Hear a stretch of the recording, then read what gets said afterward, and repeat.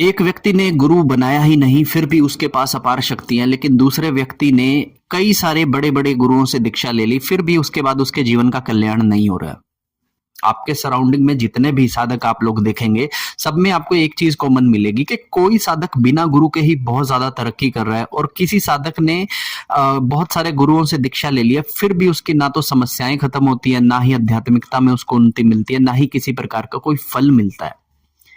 क्या डिफरेंस है इन दोनों के बीच में? क्या है गुरु दीक्षा और गुरु तत्व? इसके बारे में समझना बहुत ज्यादा जरूरी है, क्योंकि अगर आपने गुरु और गुरु तत्व के बारे में अगर कभी नहीं समझा, तो आप जितने मर्जी बड़े साधक से, ऋषि से जाकर अपनी गुरु दीक्षा ले लें, आपको उस सब का फल कभी भी नहीं लगेगा। तो आज मैं आपको बताने वाला हूं गुरु और गुरु तत्व के बारे में, जिसके बारे में कभी किसी ने बात नहीं की। और अब तक आपने सुना होगा कि गुरु कैसे बनाते हैं, गुरु कैसे ढूंढते हैं। आज मैं बताता हूं कि गुरु दीक्षा देता है, क्या नहीं देता है, इसके बारे में। ठीक है, तो अगर आप मेरी वीडियो पर इस नए हैं तो आप मेरी वीडियो को लाइक कीजिएगा, चैनल पर नए हैं तो इसे सब्सक्राइब कीजिएगा, और अपने साधक मित्रों के साथ इसे जरूर शेयर कीजिएगा, क्योंकि कहीं ना कहीं आपने भी या तो गुरु बनाया होगा या फिर गुरु नहीं बनाया होगा। लेकिन अब देखने वाली बात यह है कि क्या आपके पास गुरु तत्व है, गुरु अपने तत्व कैसे आपको दे देता है, और गुरु दीक्षा से गुरु तत्वों की प्राप्ति होती भी है या नहीं होती। क्योंकि हमारे भारत के अंदर आजकल ऑनलाइन गुरु दीक्षाएं या फिर पंडाल में लाखों लोगों को बिठाकर गुरु दीक्षाएं दी जा रही हैं, लेकिन उसके बावजूद भी वहां पर गारंटी नहीं है कि आपके सभी काम सिद्ध हो जाएंगे। ठीक है ना?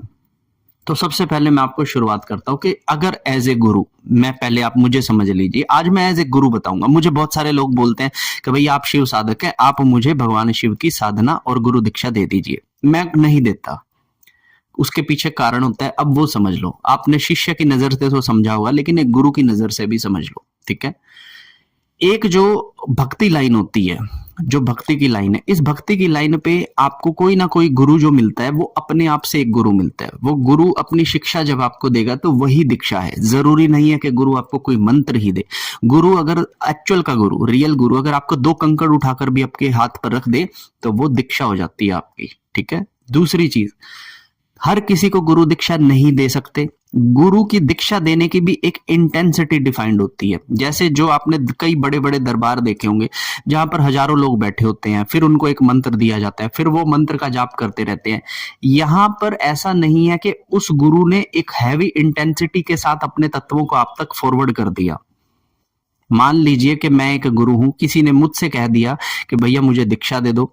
अब यहां पे क्या होगा कि जब मैंने पूजा पाठ आरंभ किए थे, तो मेरे ऊपर कई सारे कार्मिक दोष थे। वो कार्मिक दोष मुझे पूजा नहीं करने देते थे, क्योंकि आज आप भी तरक्की पे नहीं कर पा रहे हो, क्योंकि आपके पीछे भी कार्मिक दोष हैं, आपके पीछे भी ग्रह दोष हैं, पितृ दोष हैं, कई सारे आपके मलिन कार्य हैं, मलिन सोच है। ये समाज की जितनी भी चीजें हैं, आप चोर हैं, लुटेरे हैं, मर्डर कर कर आए हैं, ये सब चीजें आपकी आध्यात्मिक उन्नति में बाधा बनती है। लेकिन जब आप इन सब चीजों को कर्मों से, मंत्र जाप से बैलेंस कर लेते हैं, तो आपके अंदर एक आध्यात्मिकता का उदय होता है। और जब ये आध्यात्मिकता आपकी बढ़ जाती है, तब आप एक लेवल पर पहुंच जाते हो। ऐसे में अगर मान लीजिए कि कोई व्यक्ति आकर मुझे ये कह दे कि भैया जी मुझे आपसे दीक्षा चाहिए, तो मैं कहूंगा चल ठीक है, मैं तुझे दीक्षा दे देता हूं। लेकिन जब मैंने अपने सिद्ध किए मंत्र को उस साधक को दिया, तो सबसे पहले तो ये चीज निकल कर आएगी कि उस साधक ने पिछले जन्म के अंदर किसी का मर्डर कर दिया था। इस जन्म में एक बहुत बड़ा कार्मिक डेप्ट उसके सर पर मढ़ दिया गया है। लेकिन जब मैं उसे अपनी दीक्षा दूंगा, तो वो कार्मिक डेप्ट मेरे पीछे भी ऐड हो जाएगा। मैंने जितना बल अर्जित किया था, उस बल से उसके मर्डर वाले कार्मिक डेप्ट को समाप्त करने के अंदर ही मेरी सारी पूजा पाठ का जप तप लग जाएगा।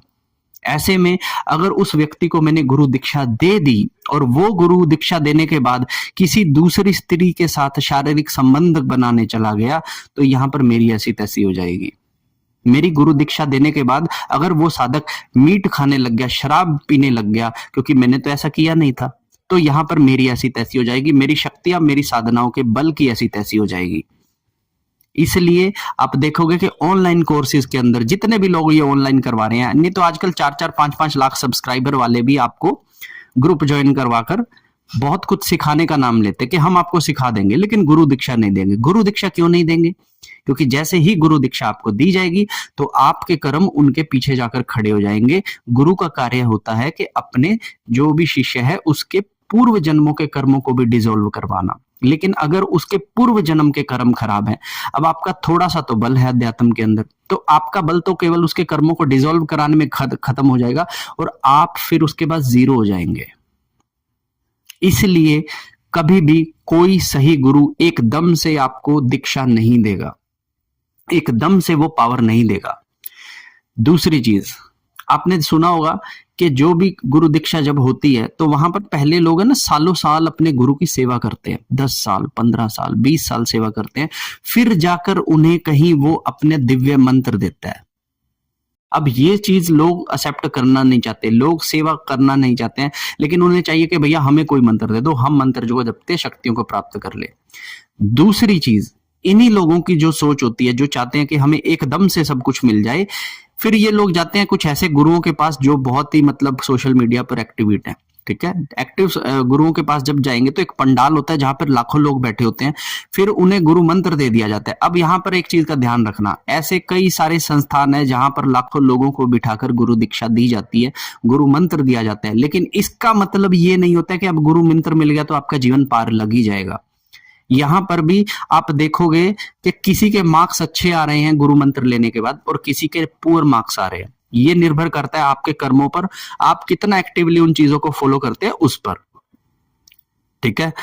तो इन सब चीजों से डिसाइड होगा कि आपके ऊपर गुरु तत्व है कि नहीं है, ठीक है। जब कोई गुरु आपको कोई भी मंत्र देता है तो ये ना सोच लीजिएगा कि मेरे गुरु ने मुझे सब कुछ ही दे दिया, ठीक है। जब आपका गुरु आपको मंत्र देगा तो वो केवल आपको एक तत्व देगा, वो भी पूरा नहीं देगा।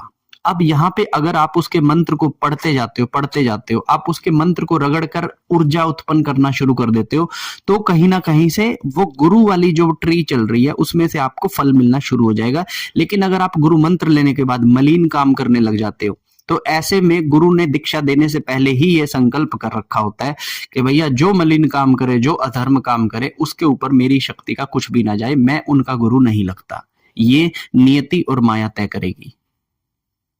इसीलिए कई लोग ऐसे हैं जो बहुत सारी गुरु दीक्षाएं ले चुके हैं, फिर भी उनके ऊपर कोई गुरु तत्व नहीं है।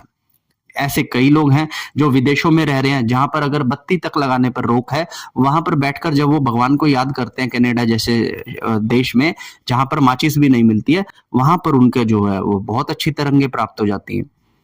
तो गुरु के तत्व आपको मिले या नहीं मिले, इस पर निर्भर करता है। कहने को तो मैं भी आपको कई बार मंत्र दे देता हूं, लेकिन मैं अपने तत्व कभी ट्रांसफर नहीं करता आपके अंदर, ठीक है ना। इसी तरीके से जितने भी ये कोर्सेज हो रहे हैं, क्रैश कोर्सेज हो रहे हैं आजकल, है ना, हर चीज के आपके गुरु बन जाते हैं। अपने गुरु को, गुरु अपने तत्व आपको ट्रांसफर करेगा, आपके काम तभी होंगे, आपके मंत्रों में ऊर्जा तभी आएगी जब आपके मंत्रों के ऊपर गुरु, कम से कम 2 गुरु तत्व न बैठे हो। अब ये विधान जब किसी को पता ही नहीं होता है, तो गुरु दीक्षा ली है या नहीं ली, इन सब चीजों का कोई चीजें मैटर नहीं करती। बिना गुरु दीक्षा के भी मैं आपको ऐसे लोग दिखा दूंगा जो बहुत बड़ा काम कर रहे हैं, और बड़े बड़े गुरुओं से दीक्षा लेने के बाद भी सत्यानाश होकर बैठा है, ऐसे लोग भी मेरे पास भरे पड़े हैं।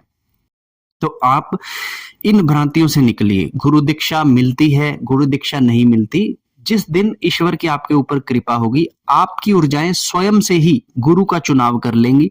और गुरु जरूरी नहीं है कि किसी मंत्र को देने से ही आपका गुरु बने। गुरु जरूरी नहीं है कि कोई शक्ति ही आपको ट्रांसफर करेगा तो ही वो आपका गुरु लगेगा। हमें एक अच्छा लर्नर बनना है, हमें एक सीखने वाला बनना है। ये दुनिया में जो जीव है ना, ये भी हमें कोई ना कोई शिक्षा देते हैं, अगर आप सीखने वाले हो तो। चाहे वो कुत्ता हो, बिल्ली हो, गाय हो, सुअर हो, चिड़िया हो, कबूतर हो, सब कोई हमें शिक्षा देता है। सिर्फ आप एक अच्छे लर्नर होने चाहिए, और एक अच्छे लर्नर को यूनिवर्स कहीं ना कहीं से गुरु जरूर ला कर देता है। तो इसीलिए ये जो लाखों लाखों पंडाल में बैठकर लोग गुरु दीक्षा लेकर आते हैं और फिर कहते हैं तो हमारा तो कुछ कल्याण ही नहीं हुआ। भैया तुम्हारे पास कल्याण होगा ही नहीं, क्योंकि तुम्हें गुरु दीक्षा मिली तो सही, लेकिन तुमने उसे कभी डाइजेस्ट किया ही नहीं, तुमने उसके ऊपर कभी वर्क किया ही नहीं, तुमने अपने कर्मों को डिसॉल्व करने के जब तब कभी किया ही नहीं। ये चीज होती है कि गुरु दीक्षा होने के बावजूद भी कुछ लोगों के पास जो है शक्तियां नहीं होती, और कुछ लोगों का कोई गुरु नहीं होता लेकिन वो बहुत शक्तिवान होकर बैठे हैं। आशा करता हूं कि ये छोटी सी जानकारी आपको समझ में आई होगी। अगर आपका कोई प्रश्न है तो आप मुझसे पूछ सकते हैं। हर हर महादेव।